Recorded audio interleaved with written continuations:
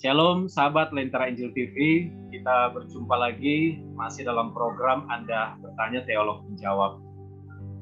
Saya selalu ditemani oleh rekan saya yaitu Lentera Injil. Shalom Lentera Injil. Shalom Pak Ferdi, shalom penonton Lentera Injil TV. Tuhan memberkati saudara semuanya. Amin, puji Tuhan. Lentera Injil, ada pertanyaan yang perlu dijawab. Pertanyaannya seperti ini. Kenapa zaman PL Tuhan kok sepertinya tidak melarang? Ada tokoh-tokoh ya di dalam Perjanjian Lama yang beristri lebih dari satu.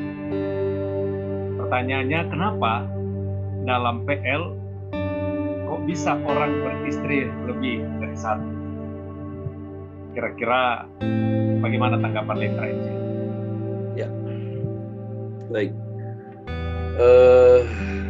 Ya, shalom penonton Injil TV semua. Ya, tema ini memang sering dipertanyakan. Jadi begini, kita perlu tahu antara Tuhan memerintahkan dalam bentuk suatu perintah dan memberi izin, memperbolehkan dengan membiarkan, tetapi dalam tanda petik nanti akan ada teguran. Ya, ada proses di sana, ya, ada teguran di sana. Bahkan juga kita perlu tahu bahwa Tuhan itu juga bekerja di dalam umat manusia itu juga di dalam mengikuti proses rancangan waktunya Tuhan. Seperti di zamannya Nuh, dikatakan semua orang berbuat jahat, tetapi standar jahatnya tidak ada standar hukum kitab apa yang diikuti jahat atau tidaknya. Nah, itu kan belum ada. Baru kemudian zamannya Musa diturunkan suatu kitab yang menjadi standar. Lalu barulah ada ternyata yang dilakukan nenek moyang kita dulu itu salah berdasarkan kitab ini. Tetapi ketika belum ada hukum kitab, belum ada hukum yang dituangkan, kan itu bukan pelanggaran. Seperti kalau di desa-desa orang naik motor nggak pakai helm, nggak bawa STNK, apakah ditangkap polisi? Nggak ada rambu-rambunya, nggak ada jalan rayanya. Polisi lihat pun juga nggak akan nangkap gitu kan, karena nggak ada aturannya. Kecuali kalau ada aturannya, barulah itu akan melanggar peraturan. Tetapi begini ya saudara, memang dalam Perjanjian Lama itu ada masanya hukumnya itu hukum hati nurani. Nah, hukum hati nurani ini hukumannya juga terlihat bukan dari teguran, tetapi dari peristiwa yang menyertainya. Bukan teguran, kamu melanggar hukum ini, tapi dengan peristiwa yang menyertainya.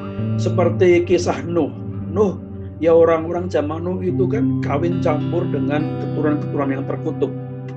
Nggak, kamu berdosa karena sudah kawin dengan keturunan-keturunan terkutuk yang menghasilkan keturunan-keturunan raksasa. Tetapi taunya salah, dengan kemudian ada penghukuman dari Tuhan yang menyertai peristiwa-peristiwa yang buruk yang menyertai di situ. Ya, ketika hukumnya hati nurani itu. Nah, ketika orang-orang di dalam bahkan tokoh-tokoh iman melakukan poligami, Tuhan tidak mengatakan membolehkan. Tidak ada kata, boleh kamu berpoligami, karena mereka ketika berpoligami tidak pernah izin. Ya, bahkan Abraham pun ketika berpoligami itu tidak izin Tuhan, tetapi atas perintah atau permintaan dari istrinya, gitu kan.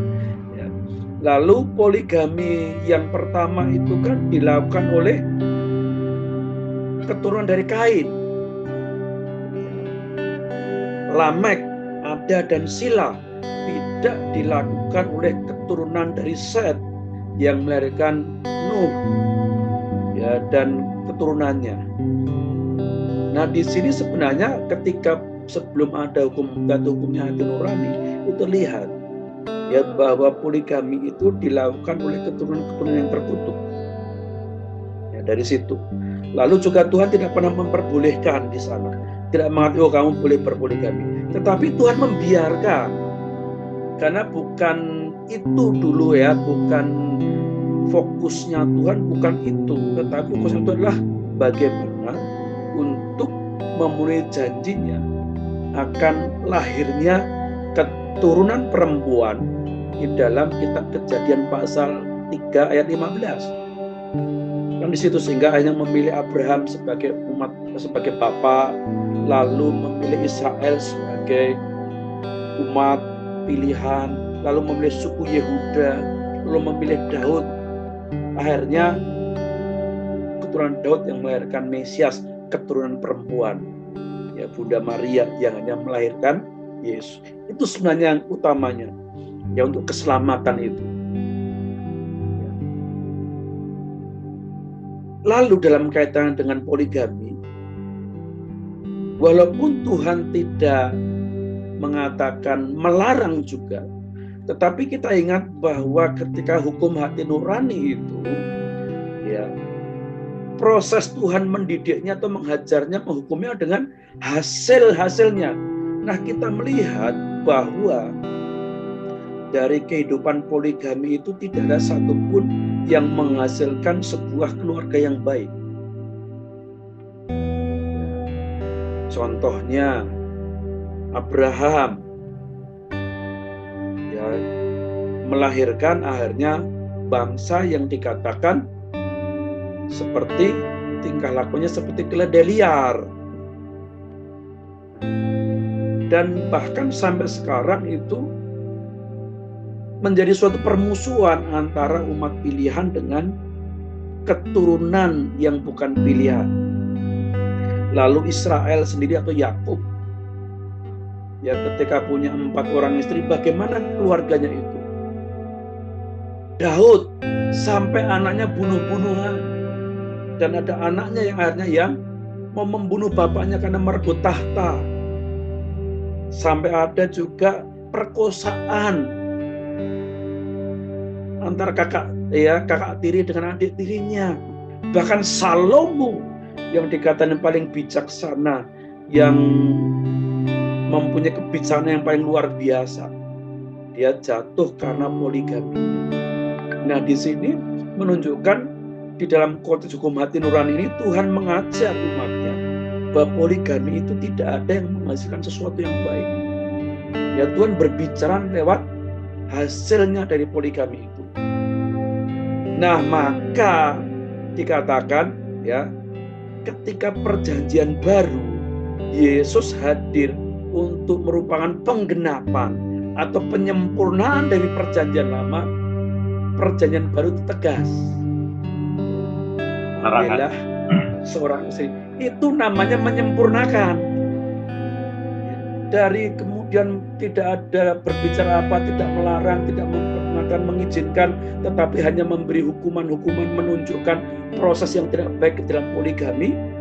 Lalu kemudian dalam perjanjian baru diajarkan, cukup 1 orang istrimu saja. Bahkan sebenarnya di akhir masa perjanjian lama dikatakan, ya, dalam kitab Maleaki atau Sakaria, saya nggak lupa, itu dikatakan, janganlah engkau tidak setia dengan istri masa mudamu. Tuhan tidak menyukai dengan perceraian maupun juga meninggalkan istri masa muda. Terus setia dengan istri masa mudanya. Itu sebelum masuk dalam perjanjian baru. Nah, artinya apa? Ketika Alkitab, ya, ketika kita percaya bahwa perjanjian baru Yesus itu menggenapi, menyempurnakan perjanjian lama, itu menyempurnakan benar. Kalau poligami terus sekarang masih poligami lagi, apa yang disempurnakan? Masih sama saja. Tampar pipi kiri, berikan pipi kanan. Sekarang juga tampar pipi kiri, berikan pipi kanan. Apa yang disempurnakan? Nah, justru disinilah kita disempurnakan oleh ajaran perjanjian baru. Ya, ketika disakiti, ampuni. Itulah yang menyempurnakan.